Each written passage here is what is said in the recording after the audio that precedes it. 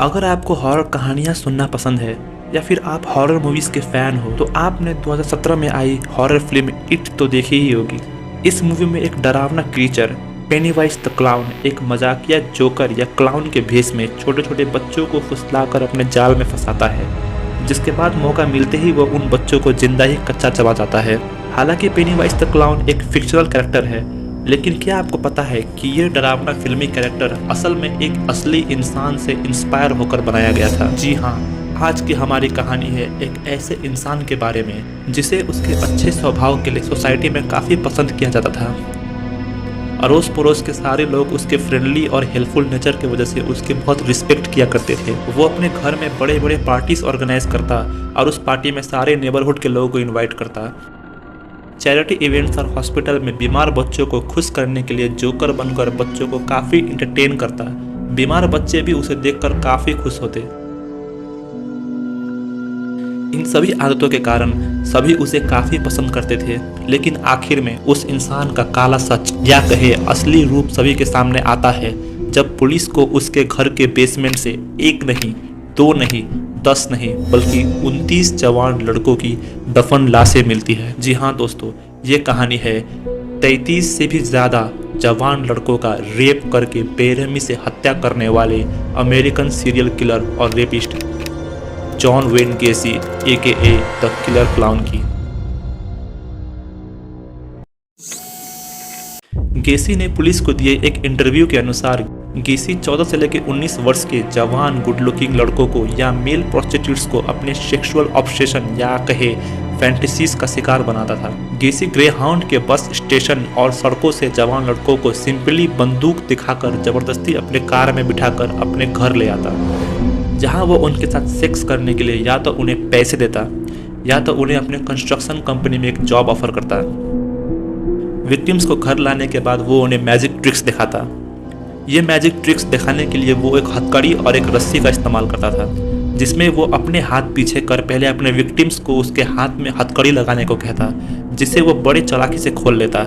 उसके बाद उन विक्टिम्स को ये ट्रिक सिखाने के बहाने वो उनके हाथों में हथकड़ी लगा देता।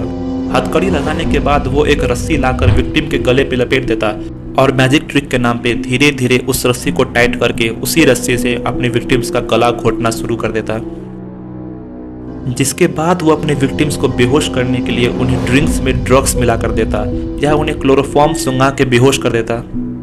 बेहोश करने के बाद वो उन लड़कों का रेप करता, उन्हें बड़े ही बेरहमी से फिजिकली टॉर्चर करता, उनके बॉडी में गर्म मोमबत्ती पिघला के गिराया करता, उन्हें अपने बाथटब में ले जाके कई बार डुबाया करता, उनके बॉडी में पेशाब करता। गेसी अपने विक्टिम के मुंह में अपना अंडरवेयर ठूस देता ताकि वो चिल्ला ना सके, जिसके बाद वो उन्हें सेक्स टॉयज का यूज कर टॉर्चर करता। गेसी अपने विक्टिम्स को मारने से पहले उनका रेप करता और मारने के बाद भी।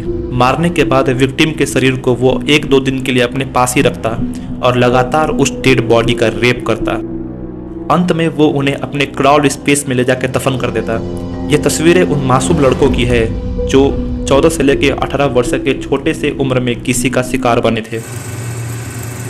सवाल ये उठता है कि कैसे एक इंसान जिसे सब पसंद करते थे, जो कि एक काफ़ी ही हेल्पफुल और फ्रेंडली नेचर का था, कैसे वो एक बेहद ही खतरनाक और दर्दनाक सीरियल किलर और रेपिस्ट बन गया। क्या गेसी जन्म से ही ऐसा था या फिर उसकी ज़िंदगी ने उसे ऐसा बनाया?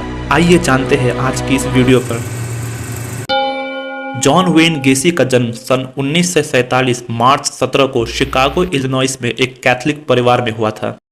उनके पिता जॉन स्टैनली गेसी एक वर्ल्ड वार वेटरन और auto repair mechanic. John when की मां मैरियन एलेन रॉबिन्सन एक होम मेकर थी। गेसी अपने मां और 2 बहनों के साथ काफी करीब था, लेकिन गेसी की उसके पिता के साथ संबंध कुछ खास नहीं थे। गेसी के पिता एक हार्ड अल्कोहलिक और फिजिकली एब्यूसिव थे। दारू के नशे में धुत होकर उसके पिता गेसी को काफी बेरहमी से मारा पीटा करते। गेसी के अनुसार एक दिन जब गेसी ने गलती से कार के इंजन पार्ट्स को इधर उधर डिसअरेंज कर दिया, जिससे गुस्सा होकर गेसी के पिता ने उसे लेदर बेल्ट से बड़ी ही बेरहमी से मारा पीटा। जब उसकी मां उसे बचाने आई तो उन्हें भी पीटा गया। गेसी के पिता उसे हमेशा नामर्द, डरपोक और कमजोर कहकर बुलाया करते थे। अपने पिता से ऐसे बर्ताव किए जाने के बावजूद वो अपने पिता से बेहद प्यार करता था और हमेशा अपने पिता को खुश करने की कोशिश करता, लेकिन चाहे वो कुछ भी करता, उसके पिता उससे हमेशा नाखुश और चिढ़े रहते। सन 1942 में जब गेसी 7 साल का था, उसने अपने एक दोस्त के साथ मिलकर एक लड़की को छेड़ा, उसके प्राइवेट पार्ट्स के साथ छेड़छाड़ किया। ये बात जब गेसी के पिता को मालूम पड़ी तो उन्होंने पनिशमेंट के रूप में गेसी को रेजर स्ट्रैप से बड़ी बेरहमी से पीटा। उसी साल गेसी के एक फैमिली फ्रेंड और कॉन्ट्रैक्टर गेसी को कई बार जबरदस्ती अपने ट्रक में ले जाकर सेक्सुअली मोलेस्ट किया करते थे। इतने छोटे से उम्र में ये सब होने के बावजूद उसने कभी भी ये बात अपने पिता या अपने परिवार को नहीं बताई। उसे लगा अगर उसके पिता को ये बात मालूम चली तो वो उल्टा गेसी को ही दोषी मानेंगे। गेसी एक मोटा और सुस्त लड़का था। उसे ज़्यादा खेलकूद करना पसंद नहीं था। एक किस्म के हार्ट कंडीशन की वजह से गेसी के स्कूल में उसे स्पोर्ट्स से दूर रहने को कहा गया था। 1960 में जब गेसी 18 साल का हुआ, उसके पिता ने उसे एक कार खरीद के दी, जिसकी हर एक महीने की मंथली पेमेंट गेसी खुद पे किया करता। पेमेंट कंप्लीट करने के लिए उसे कई साल लगे। इन सालों में गेसी जब भी अपने पिता की कोई बात मानने से इनकार करता तो वो उसकी कार की चाबी निकाल कर रख लिया करते, जिससे तंग आकर अप्रैल 1962 में गेसी ने एक एक्स्ट्रा की सेट खरीद लिया। तो उसके पिता ने कार के डिस्ट्रीब्यूशन कैप को ही निकाल कर अपने पास कई दिनों के लिए रख लिया था, जिस पर गेसी को बहुत बुरा लगा। उसके लिए अब यह बर्ताव सहना बहुत मुश्किल हो चुका था। 3 दिन बाद जब उसके पिता ने डिस्ट्रीब्यूटर कैप को वापस किया, गेसी ने कुछ घंटे बाद ही कार लेकर अपना घर छोड़ दिया और लैस वेगस चला गया। लास वेगस में पैसे खत्म हो जाने के बाद वो जॉब की तलाश करता है। वो पाम मॉर्चुअरी मेमोरियल पार्क नामक एक मुर्दा घर में एम्बुलेंस ड्राइवर के जॉब के लिए अप्लाई करता है। उस जॉब को करने के लिए एटलीस्ट 21 साल का होना जरूरी था। गेसी अपनी झूठी उम्र बताकर एम्बुलेंस ड्राइवर का जॉब करना शुरू कर देता है।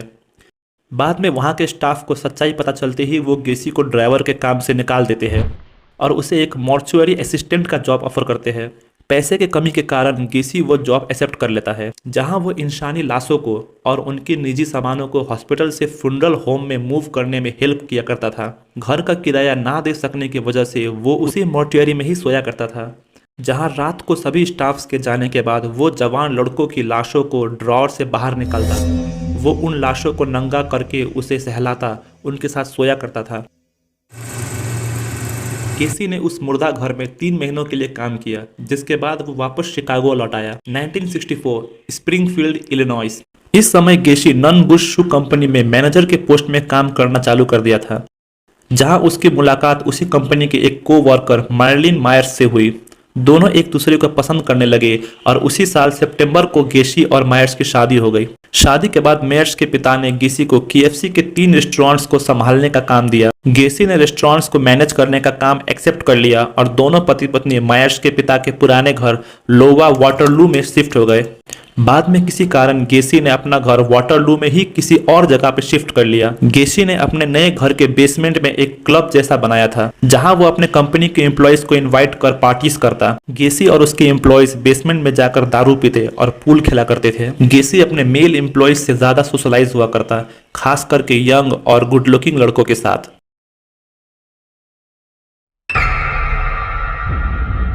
1967 वाटरलू लोवा। स्टीव नैमर्स लोवा फॉल्स में रहने वाला एक 18 वर्षीय स्टूडेंट था। एक दिन स्टीव और उसके 2 दोस्त लोकल KFC रेस्टोरेंट में एक चेक रिसीव करने को गए, जहां उनकी मुलाकात जॉन वेन गेसी से हुई। गेसी ने स्टीव और उसके दोनों दोस्तों को अपने घर वाटरलू में इनवाइट किया। स्टीव और उसके दोनों दोस्त वाटरलू में गेसी के घर पहुंचे, जहां उन्होंने काफी दारू पिया और पूल खेला, जिसके बाद स्टीव के दोनों दोस्त वहां से वापस चले गए। लेकिन स्टीव को उस रात गेसी के घर में ही रुकना पड़ा, क्योंकि अगले दिन लोवा फॉल्स में एक पार्टी थी जिसमें स्टीव को गेसी को लेकर वहां जाना था। स्टीव ने नशे की हालत में गाड़ी चलाना ठीक नहीं समझा और उस रात वो गेसी के घर में ही स्टे करने को राजी हो गया। दोनों दोस्तों के जाने के बाद स्टीव और गेसी वापस पूल खेलने लगे। पूल खेलते वक्त गेसी ने स्टीव से कहा कि जो भी ये खेल हारेगा उसे जीतने वाले पर एक सेक्सुअल एक्ट परफॉर्म करना पड़ेगा। ये सुनते ही स्टीव ने सीधा मना कर दिया। स्टीव के मना करते ही गेसी जोर जोर से हंसने लगा। यहाँ बात ना बनने पर गेसी ने स्टीव से पूछा, क्या तुमने कभी स्टैक फिल्म्स देखी है? क्या तुम स्टैक फिल्म्स देखना चाहते हो? गेसी ने अपने बेसमेंट में एक प्रोजेक्टर सेट किया और उसमें एक पॉर्न फिल्म शुरू करके वो उस रूम से बाहर चला गया। स्टीव रूम में अकेले फिल्म देख रहा था और कुछ ही मिनट बाद गेसी एक गन लेकर रूम में वापस लौट आया।